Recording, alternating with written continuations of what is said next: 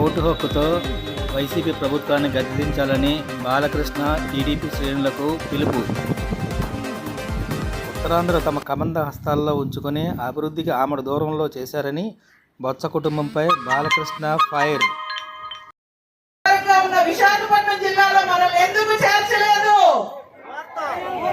వాళ్ళ స్వార్థం కోసం, వాళ్ళ రాజకీయ ప్రయోజనాల కోసం మనల్ని ఈ విజయనగరం జిల్లాలో ఉంచితే వాళ్ళందరి ఆధిపత్యం కోసం వాళ్ళైతే అలాంటి నిర్ణయాలు తీసుకున్నారు. కానీ రాష్ట్రానికి రాజధాని లేదు. ఈ రోజు వైసీపీ మంత్రులంతా కూడా ఆ రోజు ఏం చెప్పారు? మేము రాజధాని నిర్మాణానికి అమరావతికి కట్టుబడి ఉన్నాము. కాలయాపన చేసి 3 రాజధానుల పేరిట ఈ రాష్ట్రానికి ఈ రోజుకి రాజధాని లేని దుస్థితికి తీసుకొచ్చిన ముఖ్యమంత్రి జగన్మోహన్ రెడ్డి. మీరు విద్యాశాఖ మంత్రి అయినప్పుడు గిరిజన యూనివర్సిటీని వేరే ప్రాంతానికి వెళ్లకుండా ఎందుకు అడ్డుకోలేదు?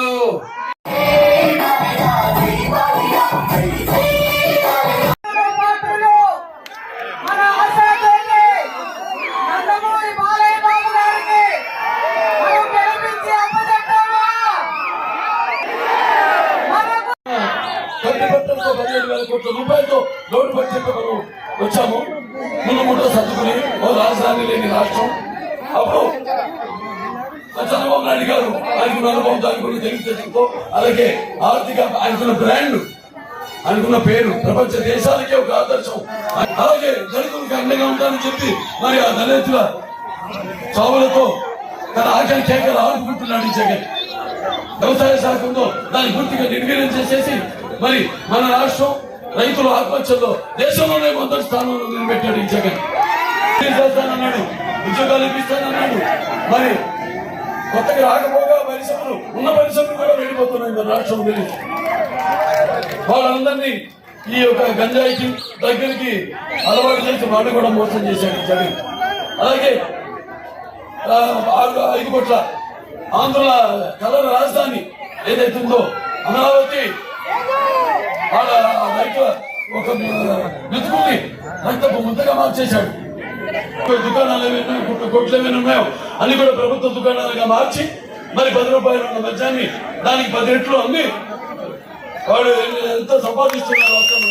మన చేత హత్తి మంచం తాగించిన ఎంతమంది ఆడపడుచుల ఒక తాళి పట్టు తెంచుతున్నాడు ఈ జగన్. ఇలా రైల్వే జోన్ గురించి చేస్తారు, దాని గురించి మాట్లాడు, ప్రత్యేక హోదా గురించి మాట్లాడు, ఆ కేంద్ర ప్రభుత్వం నుంచి నిధులు తీసుకురాలేడు. మొత్తం అంతా కూడా నిర్వీర్యం చేశాడు. ల్యాండ్ టైటిలింగ్ యాక్ట్ అని తీసుకొచ్చాడు. తస్మాత్ కూడా గిరిజన అందరూ కూడా నేను హెచ్చరిస్తున్నాను. మరి ఇవాళ మన తెలుగుదేశం పార్టీ ఇక్కడ సుందరకోట శాసనసభ అభ్యర్థి అయిన అలాగే తెలుగుదేశం పార్టీ లోక్సభ అభ్యర్థి అయిన శ్రీభరత్ గారిని